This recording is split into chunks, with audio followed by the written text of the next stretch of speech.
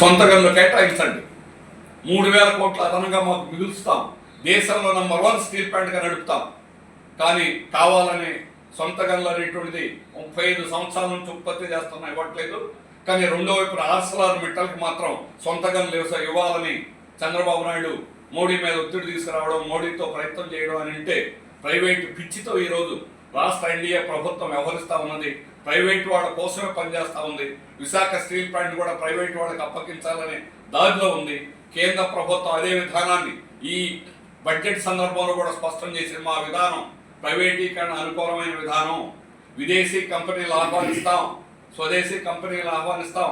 Foreign direct investment, విదేశీ ప్రత్యక్ష పెట్టుబడులు, LIC లాంటి అత్యంత బ్రహ్మాండంగా నడిచేటువంటి ప్రభుత్వ రంగ సంస్థల్లో కూడా 100% విదేశీ పెట్టుబడులని ఆహ్వానిస్తున్నామని చెప్పేసి ప్రకటించారు. అంతకుముందు 70% ఉండేది, ఇప్పుడు 100%కి మార్చడం అనేటువంటి జరిగింది. కేవలం 5 కోట్లు మాత్రమే LICలో పెట్టిన పెట్టుబడి. కానీ ఈరోజు LIC ఆస్తి ఎంతో తెలుసా? 65 లక్షల కోట్లు. మన స్టీల్ ప్లాంట్ ఆస్తి 3 లక్షల కోట్లు. అలాగే బ్యాంకులు, వీటన్నింటినీ కూడా ప్రైవేటీకరణ చేస్తామని బ్యాంకులు, ఇన్సూరెన్సు, స్టీల్ ప్లాంట్లు, ఎరువుల కంపెనీలు, అన్ని రకాలైనటువంటి ప్రభుత్వ రంగ పరిశ్రమలను ప్రైవేట్ చేస్తామనే విధానం బీజేపీ ఉంది. అందుకని వైజాగ్ స్టీల్ ప్లాంట్ మేము రక్షించాం, మేము కాపాడాం, అయిపోయింది మా పని, ఇంకా మీదే బాధ్యత అని చెప్పడం అనేది ప్రజలను మోసం చేయడానికి, ఆంధ్రప్రదేశ్ ప్రజానీకాన్ని మోసం చేయడానికి చంద్రబాబు నాయుడు కానీ పవన్ కళ్యాణ్ కానీ ఈరోజు మాట్లాడుతున్నారు. లోకేష్ గారు ఇక్కడ ఒక ప్రకటన అనేటువంటిది ఇచ్చారు. మా బాధ్యత అయిపోయింది, ఇంకా మీదే అనేటువంటి పద్ధతిలో స్టీల్ ప్లాంట్ నడపాల్సిన బాధ్యత ఎవరిది?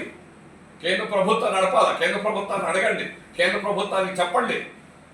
కానీ దాళ్ళని అడిగే ధైర్యం లేక ఈరోజు ఆ నేరాన్ని, కార్మికుల మీద నేరం నెపాన్ని నెట్టేదానికోసం ఈరోజు నాటకం ఆడుతున్నారు. ఈ నాటకం అంతా కూడా 3 నెలలు అందరికీ కూడా ప్రజానికి కూడా అర్థమవుతుంది.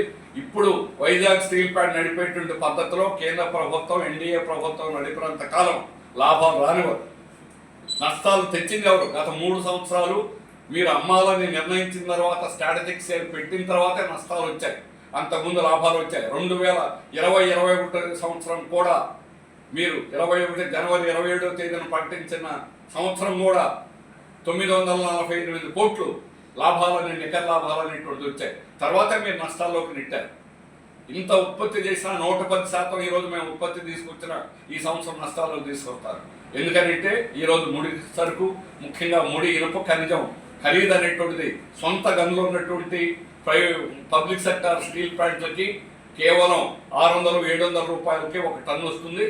కానీ వైజాగ్ స్టీల్ ప్లాంట్ 6,300 రూపాయలు సగటును గత సంవత్సరం అంతా కూడా ముడి ఖనిజం కొనుక్కోవడం జరిగింది. సుమారుగా 8 రెట్ల నుంచి 10 రెట్లు అదనంగా కొనడం వల్ల ఆ భారం అనేటువంటిది తీవ్రంగా ఉంది. అందుకని వైజాగ్ స్టీల్ ప్లాంట్ నిజాయితీగా రక్షించండి. కానీ కావాలనే కేంద్ర ప్రభుత్వం ఈరోజు సమర్థవంతంగా నడపాలనుకోవడం లేదు. దీన్ని బలహీనం చేసి, సిక్కు చేసి, దీన్ని ప్రైవేట్ వాళ్ళకి కట్టబెట్టాలనేటువంటి కుట్రతో వ్యవహరిస్తుంది. మీ కుట్రలు మానండి. ప్రజానీకంలోకి తీసుకెళ్తాం. రాష్ట్ర ప్రజానీకం యావత్తులోకి కూడా ఈరోజు స్టీల్ కార్మికులు, అట్లాగే కార్మిక సంఘాలన్నీ కూడా రాష్ట్రం అంతా అవసరమైతే తిరుగుతాం. రాష్ట్ర ప్రజానీకానికి యావత్తు కూడా వాస్తవ విషయాలనేటువంటి చెప్తాం, ప్రజలను కదిలిస్తాం. ఈ ప్రభుత్వం మోసం చేయడానికి, మోసకారితనానికి ఖచ్చితంగా అడ్డుకట్టేస్తాం. స్టీల్ ప్లాంట్ కాపాడుకుంటామని మేము ధైర్యంగా చెప్పగలం. గతంలో అనేక ప్రయత్నాలు చేశారు, మీరు అన్ని ప్రయత్నాల్లో ఓడిపోయారు. మేమే గెలిచాం. గత 4 ఏళ్ళు మీరు చేయని ప్రయత్నం లేదు. దీన్ని ప్రైవేట్ చేయాలని పోస్కోతో అగ్రిమెంట్ చేశారు. 2020 నాటికి కోవిడ్ టైంలో అగ్రిమెంట్ చేశారు. అగ్రిమెంట్ ఫెయిల్ అయింది. వాడు దండం పెట్టి పారిపోయాడు. అలాగే మీరు దీన్ని అమ్మాలని వాల్యుయేషన్ కమిటీ వేశారు, 3 కమిటీలు. ఆ కమిటీలు విశాఖపట్నం స్టీల్ ప్లాంట్లోనే దిగలేకపోయాయి, వాల్యుయేషన్ కట్టలేకపోయాయి. ఈరోజు దాన్ని ముక్కలు చేసి అమ్మాలని ప్రయత్నం చేశారు, అది కూడా ఆగిపోయింది.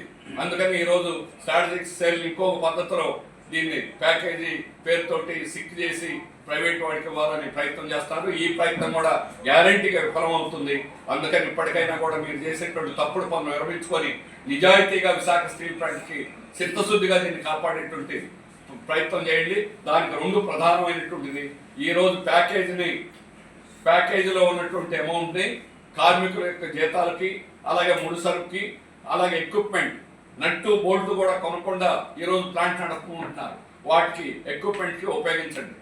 రెండోది, సొంత గన్ను కేటాయించండి. స్టీల్ ప్లాంట్ 100% బ్రహ్మాండంగా నడుస్తుందని చెప్పేసి తెలియజేస్తున్నాం. అందుకని నిజాయితీగా పనిచేయాలని ఎన్డీఏ, బీజేపీ, కేంద్ర ప్రభుత్వాన్ని హెచ్చరిస్తున్నాం. కానీ వాళ్ళని అడగాల్సిన బాధ్యత రాష్ట్ర ప్రభుత్వానికి ఉంది. రాష్ట్ర ప్రభుత్వం ఈరోజు అధికారానికి రాకముందు మీరు ఏదైతే హామీ ఇచ్చారో ఆ హామీ ప్రకారం విశాఖ స్టీల్ ప్లాంట్ని కాపాడుతామనేటువంటి హామీకి కట్టుబడి ఎన్డీఏ భాగస్వాములైనటువంటి జనసేన, టీడీపీ పార్టీలు ఖచ్చితంగా నిజాయితీగా పనిచేయాలని కోరుతున్నాను.